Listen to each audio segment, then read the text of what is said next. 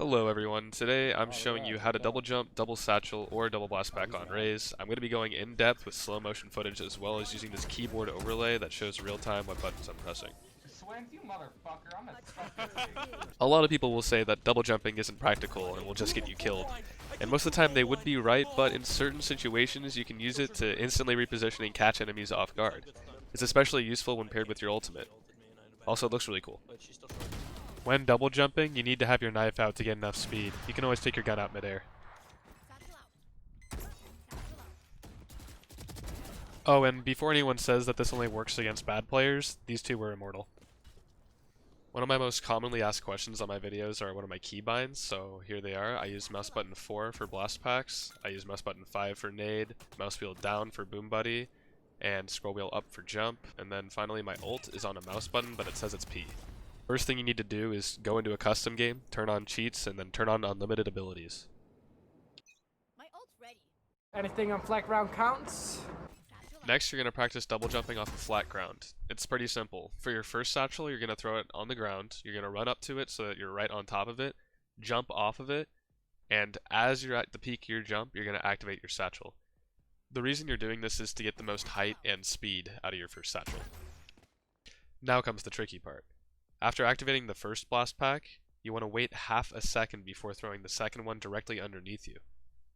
Detonating the second blast pack earlier will get you more height because it's exploding directly underneath you and launching you upwards. Whereas detonating the second blast pack a little bit later after you throw it will give you more speed but less height. Here's a side-by-side comparison of me detonating the second blast pack later and getting more speed versus me detonating it earlier and getting more height. Finding the correct timings for both of these is going to take practice, but soon you'll be flying through smokes at Mach speed, ready to die in the middle of 5 enemies who know what you're up to after you've done this 4 times in a row. It's over, Anakin! I have the high ground! This is where the fun really begins. When you have high ground, you don't have to worry about height, and your blast packs can be used purely for speed. Your first blast pack should be thrown on the ledge of whatever you're trying to jump off of. It doesn't have to be too precise, just don't throw it over the ledge or you've wasted $200. Once placed, run on top of it and jump off just like you would on flat ground, but instead of detonating it at the top of your jump, wait until you start falling. Your second blast pack will be a lot easier if you remember what we learned on flat ground with speed versus height. Because you're going for speed, you're going to need to wait a fraction of a second in between throwing the second blast pack and detonating it. Obviously, not all high ground jumps are going to be the same. On some you'll want a higher second jump, and on some you'll want a faster second jump.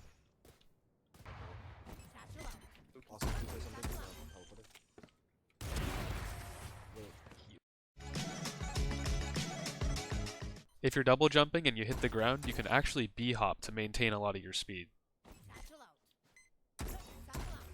If you're having trouble with B-hopping, I definitely recommend using scroll wheel for jump. It helps a lot. Why are we going so fucking fast?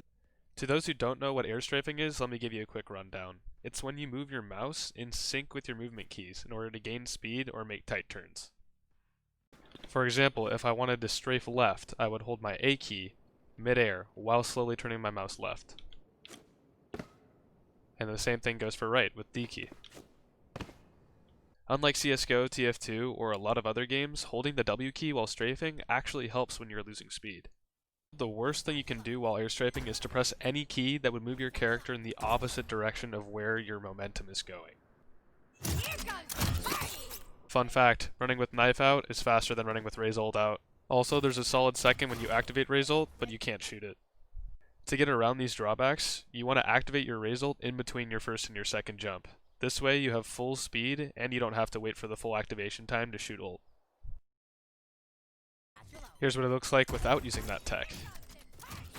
If you made it this far in the video, thank you so much for watching. The support for my channel has been a dream come true, and I wouldn't have kept making videos if you guys weren't so motivating in the comments. I can't wait to keep making content for you. If you have anything at all you want me to do or check out, just comment it down below. I obsessively check my channel notifications. Also, Andreas, if you're watching this, I found that if you just run up to the blast pack so it's right underneath you and activate it, you should be able to get on the box. Anyway, I've been Swens. Thanks for watching.